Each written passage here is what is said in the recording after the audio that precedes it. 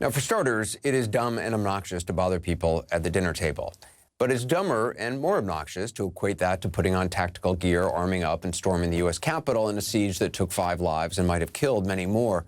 But most of all, saying that everyone's responsible is really no different than saying no one is. Worse, this whole gaslighting effort is being done under the fig leaf of maintaining national unity, as though collective amnesia about the worst national disunity in generations is somehow the healthy choice in a functioning democracy. Now Republicans are talking about unity. That was also a big theme of President Biden's inauguration address. They also seem to think that unity means compromising, specifically on policy. How do you see it? Well, let me start with, how about if we're unified against insurrection? How about if we're unified for accountability? Unity starts with accountability. That, of course, is Massachusetts Democrat Elizabeth Warren, and nobody would pretend she shares much in the way of governing philosophy with, say, Florida Republican Marco Rubio. When it comes to accountability, just listen. This is not about politics. This is about accountability. Someone needs to be held accountable for what's happened here, but it's also about preventing this from happening in the future. This is not about hurting anybody politically. This is about getting to the truth. Senator Rubio saying what needs to be said at a moment like this. Unfortunately, that's not quite what you just heard. That is the senator in 2013 defending the Benghazi investigation. Here's Rubio now. I think the trial is stupid. I think it's counterproductive. We already have a flaming fire in this country, and it's like taking a bunch of gasoline and pouring it on top of the fire. So with that, let's go to CNN's Ryan Nobles at the Capitol on this historic night. So what is the latest on the timetable for this trial? Well, the clock is ticking, Anderson. The impeachment managers brought the articles over tonight. Tomorrow, the senators will be sworn in. The presiding judge will take his position in looking over this trial, and then begins the paperwork phase of this. About roughly 2 weeks of time for President Trump to get his legal affairs in order. There are 2 deadlines where that paperwork needs to be submitted, all in time for the trial itself to begin on February 9th. And can you explain why the Senate President Pro Tem Patrick Leahy will be presiding instead of Chief Justice John Roberts, and what else the trial may look like in terms of witnesses and lawyers? Yeah, it's a good question, Anderson. Under normal circumstances, if President Trump were still the president, constitutionally, the Chief Justice would be required to preside over this impeachment trial. But because he's no longer the president, that allows the Senate some flexibility. And so the Chief Justice decided he did not want to be a part of it. Then it would fall to Vice President Kamala Harris. There was a conflict of interest with her serving, given the fact that she was part of the election. So then it falls to Patrick Leahy. He is the most senior member of the Democratic majority, and so that's why he's going to take on that role. In terms of how the trial itself will take place, the possibility of witnesses, those are all things that are on the table right now. Republicans have said that they think that President Trump should be afforded the opportunity to call witnesses if he sees fit. But at the same time, they want this trial to wrap up as soon as possible, and the more witnesses that are called, the longer it will take. And I understand there's new reporting about how the former president is preparing for the trial. Yeah, that's right. He's trying to assemble a legal team, Anderson, and what our Jeff Zeleny is learning is that it hasn't been an easy process. He has hired Butch Bowers, who's a lawyer from South Carolina, who's agreed to represent him. They've tried to reach out to other lawyers in South Carolina to do that job as well. But what they're finding when they reach out to many of these law firms is that they just don't want to be a part of this process. Not only are they fearful of the perception that there may be by attaching themselves to the former president during this trial, they're also worried by something as simple as they might not get paid. So that's made the process very difficult for President Trump. One thing we know for sure, Senator Lindsey Graham, who's of course a close ally of President Trump and also someone that has helped him assemble his legal team, Graham said today that he spoke to President Trump about the trial itself, and that even the former president just wants to get this whole situation behind him. Ryan Nobles, appreciate it. Thanks. Joining us now is Rhode Island Democratic Congressman David Cicilline, who's be one of the managers making their case before the Senate. Congressman, thanks for joining us. So you hear pushback from some Republicans that this trial will be divisive, it's unwarranted, or even unconstitutional. What do you make of their arguments?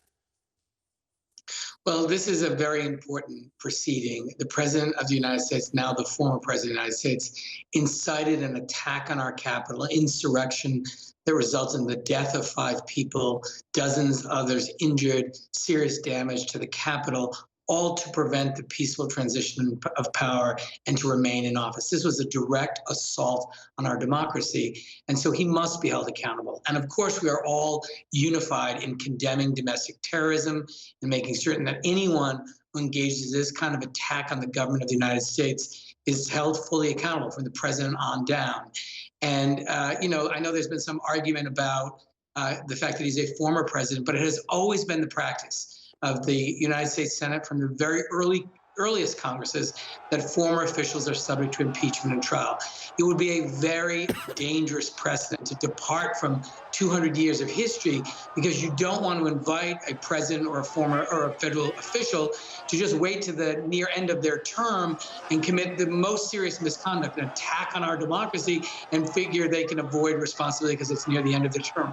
A president is responsible from the first day in office to the last day in office for their conduct, and we have a constitutional responsibility to hold this former president accountable and to proceed with the trial in the Senate. Yeah, I mean, the idea that it's unconstitutional to try a president no longer in office, by that logic, any corrupt president could just resign before being tried by the Senate, thereby avoiding not just possible conviction, but also the separate penalty that allows the Senate to bar him or her from ever holding federal office again.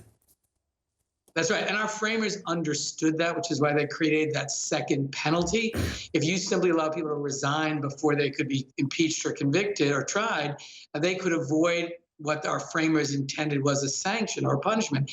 And, importantly, if you think about someone who's going to attack the peaceful transition of power and try to hold on to power despite the will of the American people, that's going to happen at the end of their term, not at the beginning. So it presents a very dangerous precedent if we were to say, look, a president or vice president gets a constitutional freebie. You get one free thing, just do it near the end so that it'll be late in your term. That would be very, very dangerous for our democracy. And our framers understood that, which is why it has always been the practice that former officials are subject to impeachment and trial in the Senate. Do you expect to present video footage during the trial or call witnesses? And if so, do you know who they would be? I hope you won't hear any of the impeachment managers talking about our trial strategy. What I can say is we will present overwhelming evidence that the former president of the United States, incited a violent attack on the Capitol, a bloody attack that involved efforts to hang the vice president, murder the Speaker of the House, hunt down members of Congress, but most importantly, to stop the sacred ritual of the meeting of the Electoral College, which represents the peaceful transfer of power from one president to the next. And the President of the United States incited that violence in an effort to stop that from happening so that he can remain in office. We're going to present a very strong, very robust case. And I think at the end of it, the 100 jurors that will have heard that evidence will come to one inescapable conclusion. The former president of the United States committed high crimes and misdemeanors by inciting a violent insurrection against the government of the United States, and he must be found guilty.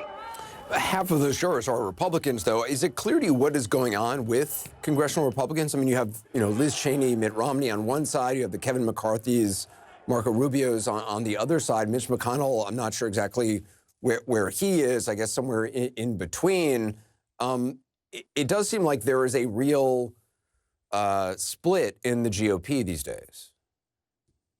Well, it's important to remember this is the most bipartisan impeachment in American history. You had the third-ranking Republican in the House saying the president summoned the mob, he assembled the mob, he lit the flame, he was responsible for the violence at the Capitol, and many other Republicans who have made similar comments. What I hope is that we have 100 jurors, that they'll listen to the evidence, that they'll listen to the arguments, and they'll render a fair and impartial verdict based on that.